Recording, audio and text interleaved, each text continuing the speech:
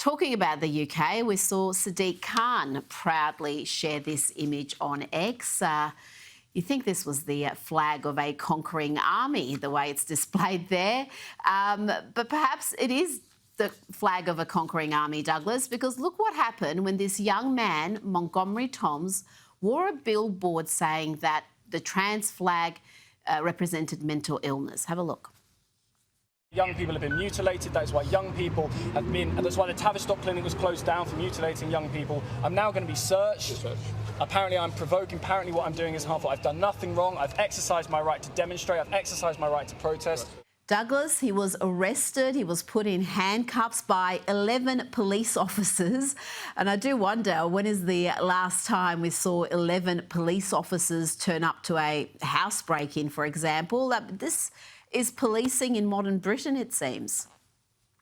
Oh, absolutely. You can't get one policeman to turn up to your house if it's been burgled in most of England and Wales. But yes, you can get your crack squad of 11 policemen so long as in this case, a guy is saying something that is absolutely true. The Tavistock clinic scandal and others have been exposed in reviews. By the way, that's one of the reasons why I'm opposed to just reviewing everything all the time, because you publish reviews and it's no good if the police and others are still stuck in some dated, cliched idea of what is and is not acceptable.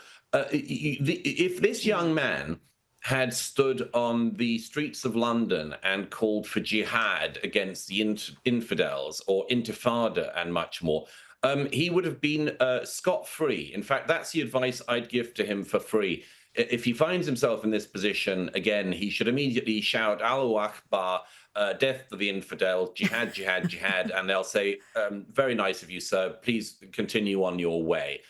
Because the police in London haven't bothered with the numerous people we have caught on camera doing exactly that. But your reference, Rita, to that pride progress flag or whatever thing is, it's so telling.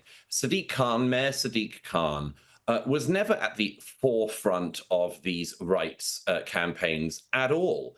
And he says now, we've got to be careful of people rolling back these rights. This is simply politics by another means. Nobody is trying to roll back gay rights in the UK. Nobody's trying to roll back lesbian or bisexual rights in the UK. There has been a very serious and not by any means wide enough debate about the medicalization of children, including young gay children who grow up to be gay, basically, being told they're in the wrong bodies and they're actually a two-spirit, two-gender, non-binary person who should be given cross-sex hormones. There has been an epidemic of that, and there has been some public debate about it, nowhere near enough and nowhere expert enough. But the idea that questioning that is rolling back rights for sexual minorities as a whole is preposterous. But it's part of the playbook that Sadiq Khan and others want. It's the same reason they say, Donald Trump is rolling back LGBTQIA plus rights. No, none of that is happening. There is finally a more open discussion about incredibly deleterious effects that some of the drugs that have been given to children, double mastectomies on perfectly healthy young women, have been performed. Yes, that is not rolling back rights. That is absolutely the sort of discussion we should have in our societies, where the welfare of children should be of some concern to the authorities. But yes, I mean, it's just lamentable. And of course, anyone who points out that this is classic two-tier policing in the UK, two-tier care and all that, can also expect, remember, because there's always a bit of icing on the cake, can expect to be attacked for making the claim that there is two-tier policing. Because if we say what we see with our eyes in footage like that, we're somehow creating division. I mean, this is the preposterous state that Britain has got into. And of course, don't forget, it happened under a Conservative government as well as under the current Labour one. Yes. Yes, Conservative in name only for many years, though, sadly. Let's go to Hollywood, and they're making, there's another remake. They love these remakes, and they're determined To make another one political, the head of DC Studios, James Gunn, has confirmed the new Superman will have a political message. He said, Superman is the story of America, an immigrant that came from other places and populated the country. Of course, when you think of Superman, you think of the story of immigration. Douglas, it seems these studios would rather make a loss or push their political ideology than actually give audiences what they want. I know. I mean, one of the great lessons of the box office in recent years in the US and elsewhere is that people want good movies, amazingly enough.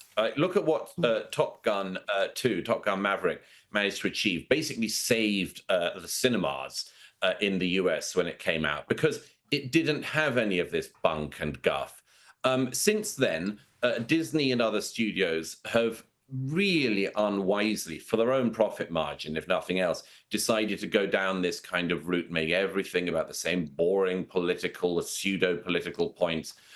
You would have thought the studios would have learned from the Snow White disaster of the last year, and they should have realized that, you know, the public don't want to hear Snow White or Superman opining about how they can be the hero they were meant to be, that they were born to be, against all the odds of the etc., the patriarchy or whatever. I suppose we should just be grateful that we've only had this bit of politics shoved down our throats so far about the new Superman film. I mean, we're kind of lucky that it's Superman at all.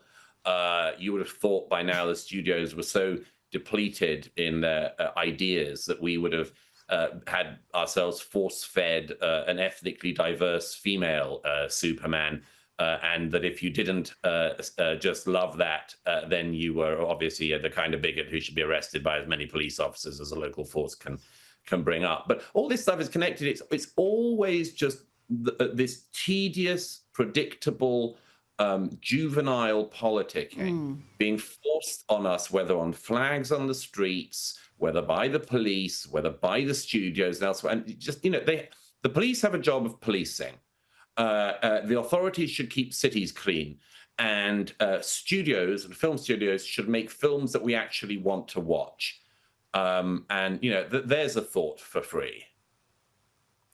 That is a good thought. And I think DC Studios have really missed an opportunity here. They could have gone with a non-binary Superman. In fact, call him Super They, because man is very exclusionary in itself. But give it time, they will come up with that. Before you go, Douglas, you wrote a great piece for the New York Post about Zohran Mamdani. And since that piece was published last week, well, more polling has emerged, showing that he is the clear front-runner to be the next mayor of New York City. In this poll, you can see he's leading on 41%, ahead of Cuomo on 26% and Eric Adams on 16%. You lived in New York for several years. Are New Yorkers really this suicidally stupid? It's really worrying because you can see, as polls like that show, how Mamdani could easily sneak through and win. You know, about a fifth of New Yorkers actually engage in mayoral race voting. So there are millions of people that simply have been checked out. And if they remain checked out, then it's very likely that Mamdani would be able to win.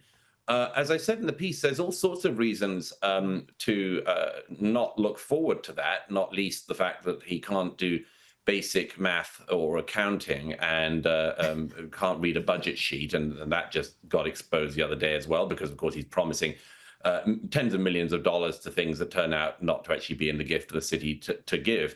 But there's a lot of reasons. He is he's just one of those politicians who's come from absolutely nowhere. He tried to make it as a rapper for a bit, and then that didn't work out. So he became a political activist, which we all know is very important when you're running America's biggest city. And now we also find out that his own resume has been a fraud, and that when he applied for university at Columbia, where his daddy is a professor, so you would have thought he'd have been a shoo-in, he applied to Columbia, didn't get in. But he also said that he was African American, which is interesting because he only moved to America, became a citizen, I think, 8 years ago or so. He isn't an African American by any means, But isn't it interesting, once again, just as it's the middle-aged German fraus who are the ones who are viciously attacking young ethnic migrants in Germany and so on, isn't it interesting the way these things can be turned around? I bet you that if a Republican had been found to have claimed falsely that they were an African American only a few years ago, not decades and decades ago, but only a few years ago, I think that person would have no future in electoral politics. But oh, it's Mamdani and vibes and so on. So it's all forgiven. The same way that Pocahontas, Elizabeth Warren, you know, she holds herself out as a native Indian all her life and gets all the advantages that got her, and then says, "Oh, whoops! No, I turn out not to have any Native American blood at all." But so what? Again, total double standards. This is the stuff that enrages people. Mamdani was basically doing college application blackface only a few years ago, and that will be accepted as everything else about him will be accepted. All of the bigotries that he's expressed throughout his short public life so far, all of the absolute pie in the sky promises, unfunded promises he's telling young New Yorkers he can give them, all of this will be forgiven because he's running as a Democrat, progressive, of course, and of course actually a socialist Democrat, a democratic socialist. And you know, it's so pathetic that people would fall for this. I really hope that the 4 million or so adults in New York who are not engaged in this race start to engage in it, because there is no reason why New York should have to have a democratic socialist running it, whose own CV is lamentable, and whose governance of the city would put yet another stress test on a city that badly needs to be brought back and not to chase successful people out. Well, if he does win, it's going to be a godsend for real estate agents in Florida and Texas and Tennessee, because the New Yorkers would be fleeing to those red states. Douglas Murray, thank you so much for your time tonight. A great pleasure as always, Rita. Thank you.